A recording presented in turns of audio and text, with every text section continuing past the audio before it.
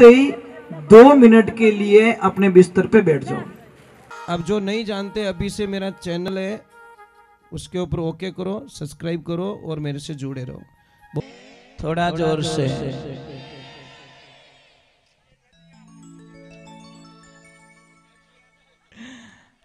देखो मेल तो बराबर हो गया भाई, नदी तो है, गांव भी है ना। चलो राधे राधे, थोड़ा जोर से बोले।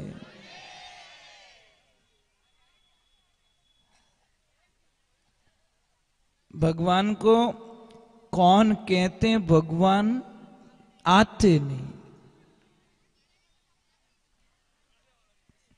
आगे तो सब जानते, हम मीरा के जैसे बुलाते नहीं।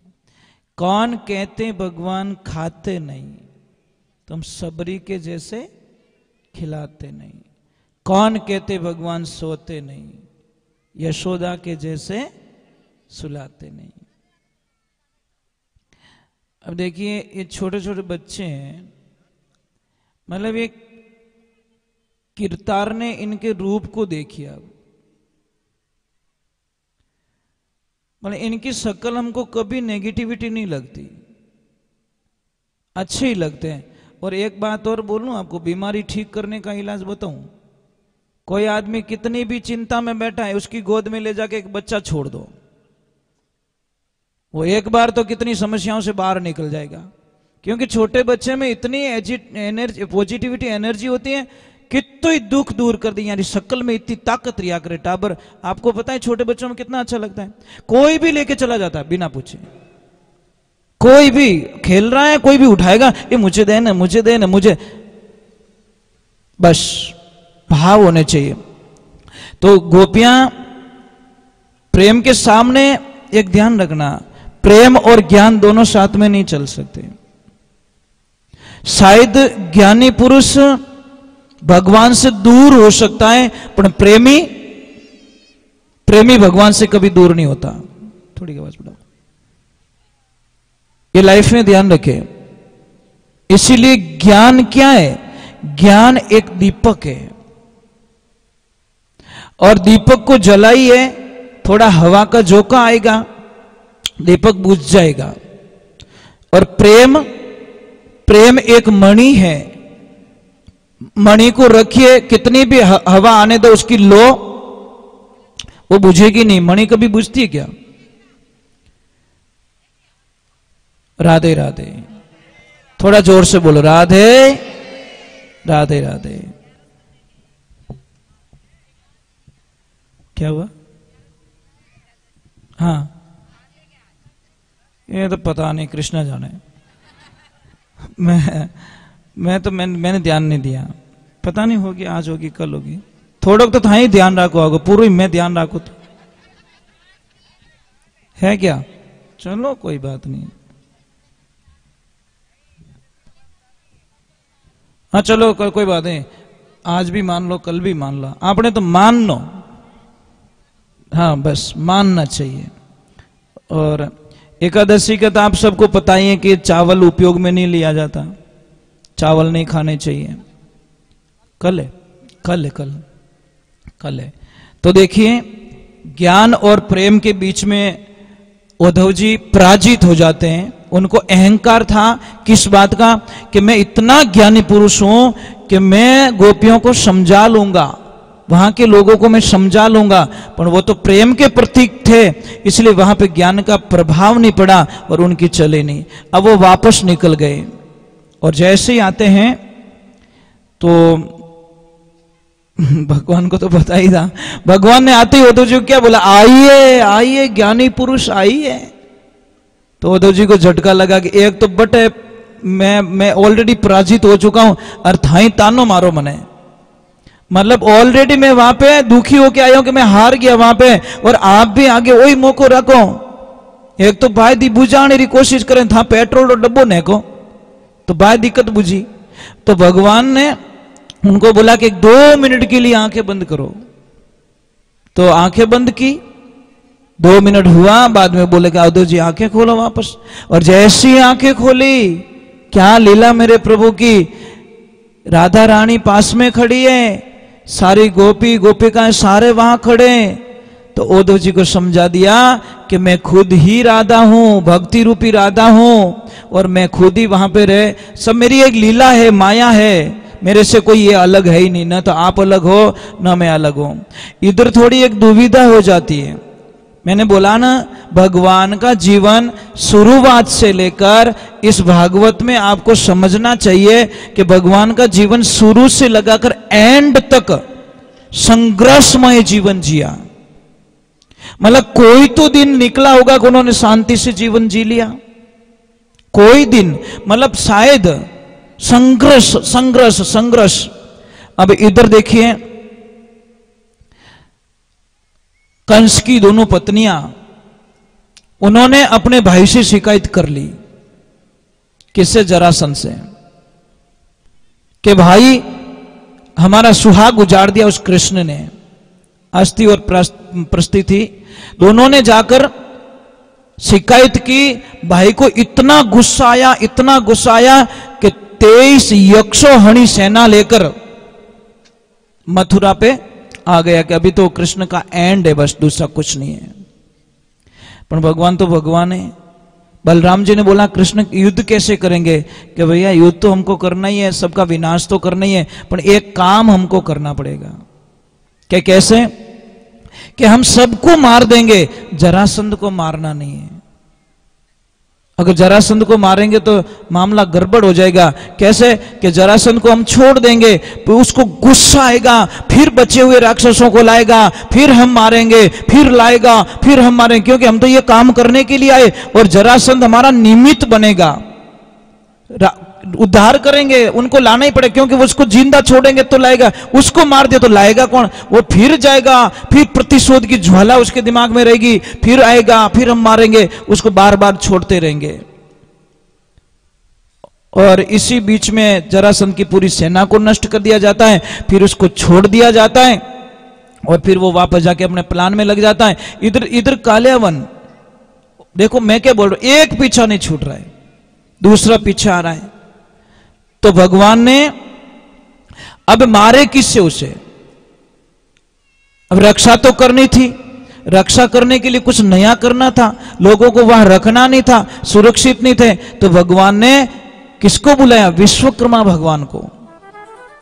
और विश्वकर्मा भगवान को बुला के बोला कि एक ऐसी नगरी की रचना करो, ऐसी नगरी बनाओ जहां पे हमारी ये नगरी सुरक्षित हो सके। और पानी में जाकर विश्वकर्मा भगवान ने द्वारका की रचना की, तैयार कर दी। तैयार करने के बाद में जो मथुरा से गुफा के माध्यम से सारे लोगों को वहां भेज दिया गया, माया के माध्यम से भेज दिया गया। वहां पे जाने के बाद में सुबह का टाइम होता है, लोग उठते हैं, अंदाज लगाते हैं मैं यहाँ पे कैसे हूं, मैं यहाँ पे कैसे हूं, मैं यहाँ पे कैसे हूं। तो महाराज कोई इधर भाग रहा है, कोई इधर भाग रहा है, कोई इधर भाग रहा है, गेट नहीं मिल रहा है। तो सारे लोगों ने चिल्लाना शुरू कर दिया, अरे द्वार कहां है, द्वार कहां है, द्वार कहां है। उसी दिन से उसका नाम पड़ गया द्वारका। बस वो द्वार के चक्कर में द्वारका हो गया। अब इधर कालियावन आता है तो उसको भी मारना जरूरी। अब कुछ भी नहीं कृष्ण के पास में, तो उन्होंने एक युक्ति सुझाई कि दुश्मन आ रहा है, भगवान आगे दौड़ते गए, दौड़ते गए, दौड़ते गए, दौड़, एक भयंकर जो जंगल में गुफा थी, उस गुफा में चले गए। और वहां के मुचकंद नाम का राक्षस वो थे, देव, वहां पे सो रहे थे। तो उन्होंने, भगवान ने एक लीला रची कि ये बीच में है, इसको उठाएंगे, और इसको वरदान दिया गया है, क्योंकि वो देवताओं की रक्षा करने के लिए त्रेता युग से आए थे। तब से देवताओं से मांगा कि मैं थोड़ा सोना चाहता हूं। तो उन्होंने बोला मुझे डिस्टर्ब नहीं करना चाहिए, उस गुफा में सुला दिया, और त्रेता में सोया, और उठा कब? द्वापर में। एक युग बीत गया, पर उनको एक वरदान था कि जैसे ही वो उठेगा, आंख खोलेगा, सामने जो भी होगा वो सारे नष्ट हो जाएंगे, आंख की दृष्टि से सारे मारे जाएंगे। तो भगवान ने युक्ति लगा दी कि मैं क्यों लड़ाई करूं, इनके वो दुश्मन सो रहा है, ये आएंगे, उसको छेड़ेंगे, उठाएंगे। और वही हुआ, भगवान तो आगे निकल गए, वो सो रहा है तो उन्होंने बोला हाँ ये रहा, ये इसको उठाओ, कौन है ये? और जैसे ही उठाया, आंखें खोलते सबका काम तमाम हो गया। भगवान आए, फिर बाद में उसको पूछा कौन हो मैं, वो हूं मैं वो, फिर बाद में बोला प्रभु मुझे मोक्ष चाहिए, मुझे कुछ नहीं चाहिए। फिर भगवान वहां पे उनका मोक्ष करते हैं। तो भगवान की लीलाएं कितनी गाएंगे हम लोग, कितनी लीलाएं, किसको कहूं कहां लग वर्णूं। भगवान की लीला गाते गाते गाते गाते हमारे जीवन काल का अंतिम समय आ जाएगा, पर हम भगवान की लीला नहीं गा सकते। राधे, थोड़ा जोर से बोलो, आवाज नहीं आ रही पीछे से। एक मेरी प्रार्थना रहेगी, करोगे? आपको हमेशा खुश रहना है? सुबह से लगा शाम तक एकदम खुश रहना चाहते हो? पक्का? तो मैं आपको एक तरीका बताता हूं। सुबह उठते ही एक तो किसी का मुंह मत देखा करो। तो पचे कई लोग बोले महाराज कहीं भीत देखो। भाई कोई जो नेगेटिविटी वाले हमको ऐसे ही प्रश्न करते तो देखो कहीं। अरे मैं ये नहीं कह रहा हूं हेमुटो ही नहीं देखना, मेरी बात पूरी नहीं होती तब तक तो काम चला देती सरकार। सुबह उठते ही 2 मिनट के लिए अपने बिस्तर पे बैठ जाओ। अगर आप उत्तर दिशा में सिर करके सो रहे हो तो साहब भरी बीमारी के कारखाने बन जाओगे आप। पश्चिम दिशा में आपका सिर होगा तो भी आपको एनी टाइम कुछ न कुछ नुकसान होगा। आपका सिर होना चाहिए पूर्व या दक्षिण। समझ में आ रहा नहीं? या तो दक्षिण में मुंह करके सिर करके सोना चाहिए, या फिर आपको पूर्व दिशा में जिधर से सूर्य भगवान निकलते हैं उस दिशा में सिर करके सो। आपकी बहुत अच्छी समस्या खत्म हो गई। एक जो घर में पिलर होता है, आडो पिलर हमें नहीं है, क्या कहते हैं उसको, बीम, बीम, उसके नीचे कभी मत सोया कीजिए। पलंग के नीचे कोई चीज नहीं होनी चाहिए, नहीं तो पति और पत्नी के बीच में एनी टाइम झगड़ा होता रहेगा। बजने वाली चीज बिल्कुल पलंग के नीचे अलाउ नहीं है, ये ध्यान रखना। हमारी आदतें क्या, वो बॉक्स वाला आ गया, कुछ कुछ भर देते उसमें। बच्चे के हमारे घर में शांति को नहीं, शांति को ही थारे शांत तो ही नहीं रहे, क्यों कितनी चीजें भरियोड़ी पलंग रे मायने। आप बिस्तर डाल सकते हो वहां से ज्यादा, परंतु पलंग के जो नीचे की जो साइड होती है वो एकदम नीट एंड क्लीन होनी चाहिए। जितनी पलंग नीचे से साफ सुथरा रहेगा उतनी ही घर में शांति रहेगी। अगर पति और पत्नी दोनों के बीच में छोटी छोटी बातों पे झगड़ा हो रहा है तो कुछ मत करो, हंस और हंसनी का जोड़ा वाला फोटो आप अपने रूम में लगा दीजिए दीवार पे। उठते ही वो जोड़ा दिखे, आपके दोनों प्रेम के प्रतीक बन जाओगे। अगर किसके घर में धन की कमी है तो सिंगल हंस का जो पोज आता है, फोटो आता है, आप बोलोगे फोटो से क्या होगा? फोटो से बहुत कुछ हो जाता है, आप कल्पना नहीं कर सकते। सिंगल हंस का जोड़ा आता है, सिंगल हंस, डबल नहीं होना चाहिए। जिसको धन की कमी है वो सिंगल हंस, उसको पूर्व और उत्तर की दीवार पे बीच में आप कहीं पे भी लगा सकते हो, बैठक रूम में लगा सकते हो, अपने हॉल में लगा सकते हो। या फिर परिवार में छोटी छोटी बातों पे झगड़ा होता है तो पूरे परिवार की एक फोटो खिंचवाओ, पूरे परिवार की, छोटे बच्चों की, आपकी, पर 1 सेकंड के लिए मुस्कुरा जाना, और नहीं हंसना हो तो कोई गिली गिली कर दीजिए पड़ोसी, ताकि वो 1 सेकंड के हंस जाए और फोटो। एक ध्यान रखिए, कैमरा होता नहीं, कैमरा कभी झूठ नहीं बोलता। एक कोई दादाजी फोटो खींचा, फोटो वाला क्या हटा तो कि कहीं रियो कि तने 1 रुपयो नहीं दूं, कि क्यों, कि मारो फोटो एडो क्यों आयो? जने वो फोटो वाला क्यों, दादा मैं फोटो खींचो ने, जने पाडा जीव थे उबा, मैं को उबो नहीं, मार कैमरा रो कहीं कसूर, जैसा था वैसा कैमरे ने पकड़ लिया। तो एक ध्यान रखे, 1 सेकंड के लिए हंस जाओ, सबका मुस्कुराता हुआ फोटो आना चाहिए। और वो फोटो बड़ी फ्रेम में मंडाकर आपके मेन हॉल में आप लगा दीजिए। आप लगा के मुझे वापस बोलना कि गुरुजी हमारे घर में देखो ऑटोमेटिकली शांति हो गई है। आप कल्पना, पर फोटो सब हंसतोड़ा आना चाहिए, नहीं तो 2-4 दिन पहले प्रैक्टिस करो, ट्यूशन जाओ हंसने के लिए। सिंगल हंस का फोटो लगाइए। और एक नंबर दीवार घड़ी कभी भी घर में बंद नहीं होनी चाहिए, नहीं तो आपके धंधे की बर्बादी निश्चित है, कोई दुनिया की ताकत नहीं टाल सकती। अगर दीवार घड़ी बंद आ रही है तो आपको धंधे में, आपके जीवन की गति को रोकेगी दीवार घड़ी। कई लोग क्या करते हैं, हम घड़ी यहाँ करे बाबड़ो कांटो 5,000 जावे क्यों छेल बड़ी उड़ो घनी ताकत करे मैं जाना चाहूं पण वो के है ही कोनी पावर पाछो आधो पछी के मार धंधा रे माने अचानक असर आ गयो आनो ये महाराज घड़ी बंद पड़ी है घर पे और घड़ी तो एक बहुत धंधे की प्रतीक होती है। अगर घर के सामने ये जो मोरपंखी आती है ना मोरपंखी पौधा अगर वो दोनों तरफ लगा दो ना आप कल्पना भी नहीं कर सकते। आप 2 गमले लगा दीजिए आप। अब बहुत बगीचा में आती है जी बहुत सारा पौधा मोरपंखी आती है मस्त एकदम विद्या की देवी कहते हैं उसको हम क्या कहते हैं। हाँ हम बच्चे थे तो हमारी बुक में उसका पत्ता तोड़ के रखते थे है ना वो विद्या की देवी वो दोनों तरफ एक इधर लेफ्ट और एक राइट बाहर निकलते हैं ना तो उनका दर्शन कीजिए। देखिए ये पेड़ पौधे होते हैं इतनी ताकत होती है इनमें कल्पना नहीं कर सकते हो। अगर किसी भी मुझे दादाजी ने कल एक प्रश्न किया था कि गाय भैंस को जब वो डिलीवरी होती है तो उनको कई बार फूल की प्रॉब्लम हो जाती है समस्या आ जाती है बहुत पैसा खर्च करना पड़ता है बेचारी तकलीफ होती है। तो आपको नॉर्मली इलाज बताता हूँ बड़लो आवे ना बड़लो कहीं के वो वट वृक्ष का मैं हिंदी में बोल देता हूं क्योंकि बाहर भी देख रहे लोग। वट वृक्ष का जो पौधा होता है उसकी 5 से 250 ग्राम पत्तियां ले लो आप हरी पत्तियां उसको मिक्स करके एक 100-150 ग्राम देसी गाय का घी उसमें मिलाकर 1-2 चम्मच हल्दी डाल के उसको खिला दीजिए।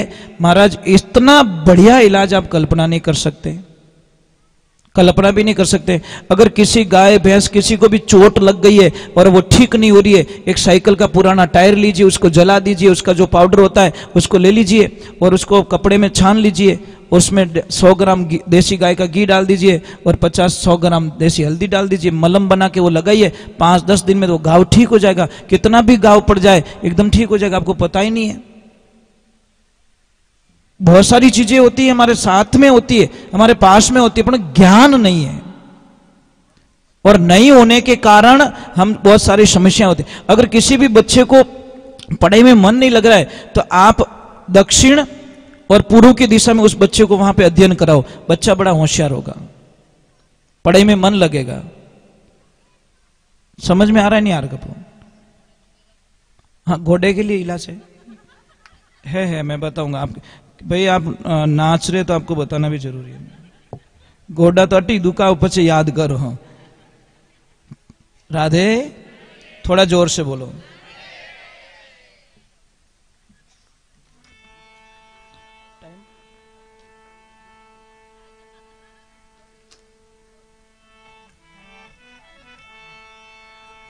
मेरे साथ में गाना है जब भगवान दिखते नहीं है तो भगत में क्या बीत रही देखो।